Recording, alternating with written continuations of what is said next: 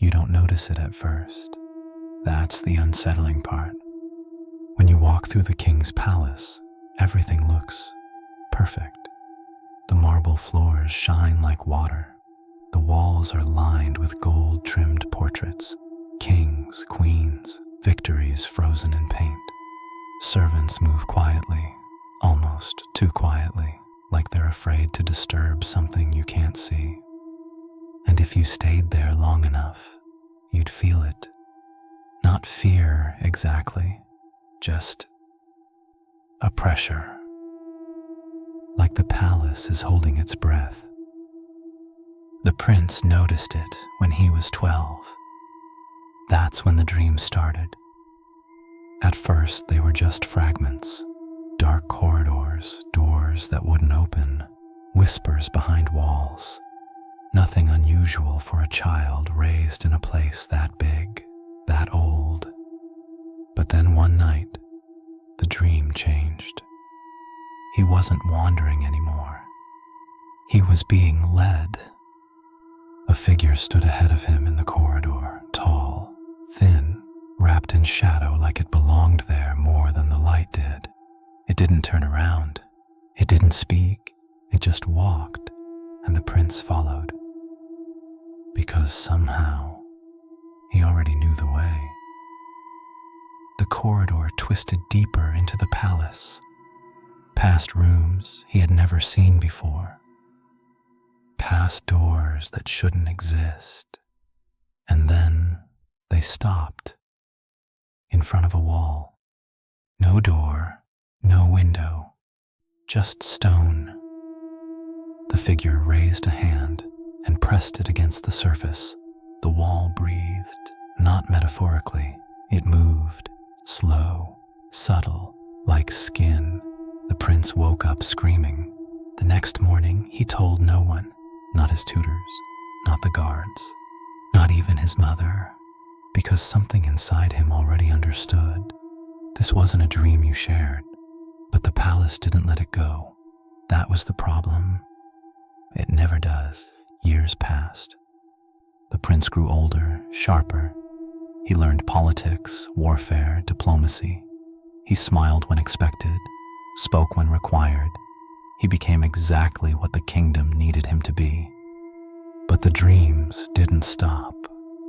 They evolved. Now, he wasn't just following the figure. He was walking ahead of it, like he already knew where it was going. Like he had been there before, and each time he got closer, closer to the wall, closer to the thing behind it. Then one day something happened, something small, something most people would ignore. A servant disappeared. That alone wasn't unusual. People came and went in the palace all the time, but this one, no one mentioned her. No one asked questions. It was like she had never existed. Except the prince remembered. He remembered her face, her voice, the way she once hesitated when he asked her a simple question. Is there a part of the palace we're not allowed to enter? She had gone pale, not confused, not surprised, afraid. There are places meant for the king alone, she said, but those places don't belong to him. At the time, the prince thought it was just superstition. Now, he wasn't so sure. That night, he didn't sleep. Instead, he walked. The palace at night is a different place, quieter, darker, more honest. He moved through familiar halls, then unfamiliar ones. He wasn't guessing anymore. He was remembering. Turn left. Down the narrow passage, past the sealed doors, until he reached it, the corridor from his dreams. It looked exactly the same, which meant one thing. This had never been just a dream. At the end of the corridor was the wall, and as he stood there, something on the other side moved. The prince didn't run. That's important, because most people would, but something had been pulling him here for years. You don't walk away from that. He stepped closer, slowly, carefully, like approaching a wild animal. The wall looked normal from a distance, stone, cold, solid, but up close, it was wrong. There were faint lines running through it, not cracks, not carvings, something organic. And then it happened. The wall expanded, just slightly, like a lung filling with air. Then it exhaled. The prince froze. His mind tried to explain it. Hidden mechanisms, illusions, tricks of light. But none of those explanations made sense, because walls don't breathe. Unless they aren't walls. He raised his hand, and for a moment, he hesitated, because deep down, he already knew.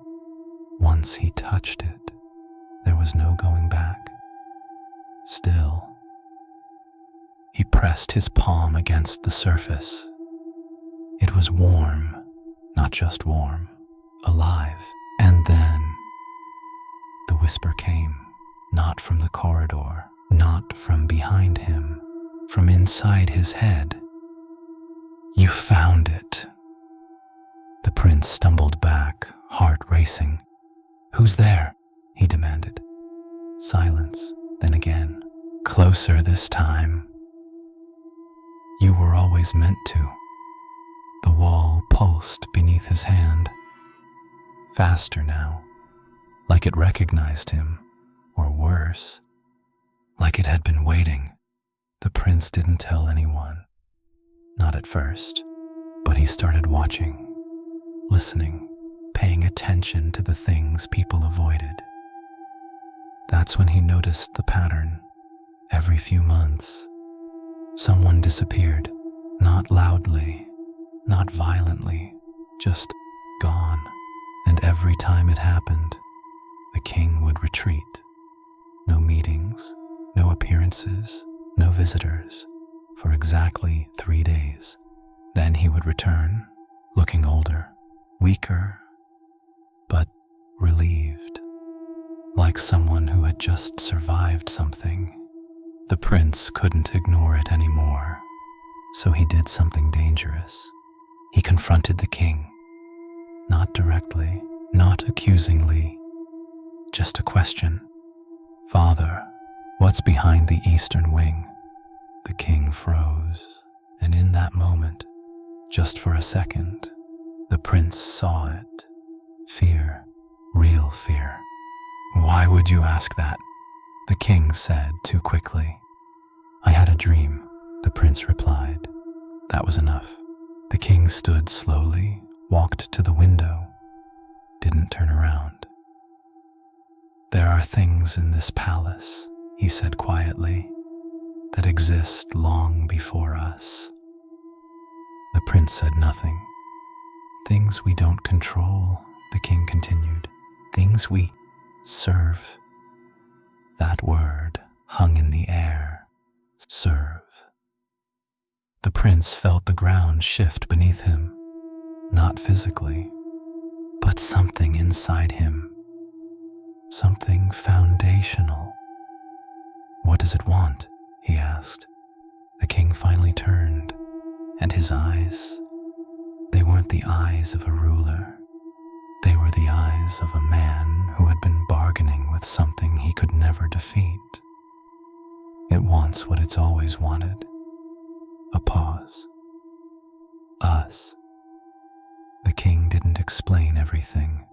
He couldn't, or wouldn't, but he told enough. The palace wasn't built, it was discovered. Long before the kingdom existed, something was already there, deep underground, sleeping, waiting.